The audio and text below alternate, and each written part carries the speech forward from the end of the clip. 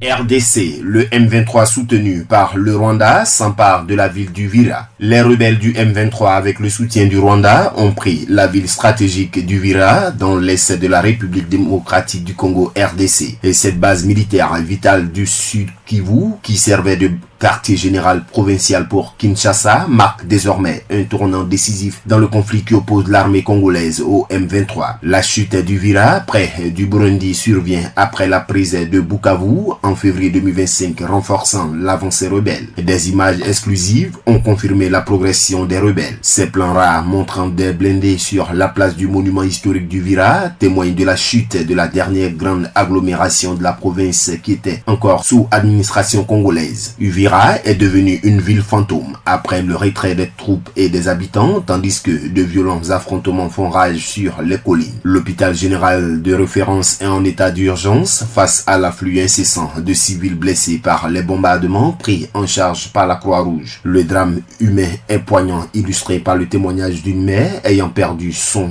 enfant tué par un bombardement ayant détruit sa maison. L'onde de choc de cette escalade est palpable au sein du personnel soignant confronté à l'horreur quotidienne. Écoutons l'un des responsables de cet hôpital.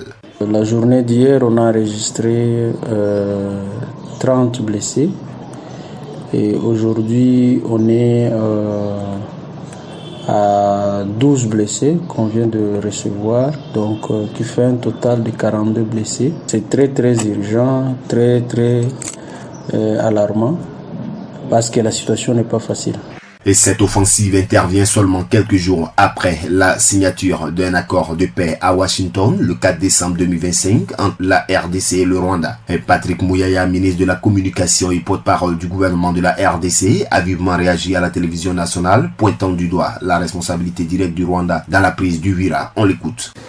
Disons que le Rwanda n'était pas de bonne foi dès le début. Dès le début du processus, mais il fallait les confronter jusqu'au bout parce que nous croyons à la médiation américaine. Nous allons nous assurer, dans le cadre de notre action diplomatique, de porter les messages pour s'assurer que les autorités américaines qui sont les garants de cet accord puissent utiliser leur influence et d'autres outils diplomatiques pour contraindre le Rwanda à quitter le sol congolais. Donc nous exigeons des sanctions pour s'assurer que l'accord produise les effets escomptés. Et cet événement met en péril le deuxième des nombreux accords négociés par le président Donald Trump qui se taguait de ses prouesses de médiateur sur la scène internationale. Moins d'une semaine après la signature de l'accord RDC-Rwanda, les combats ont repris. Un scénario similaire avait eu lieu au Cambodge et en Thaïlande peu de temps après un pacte de cessez-le-feu en Malaisie.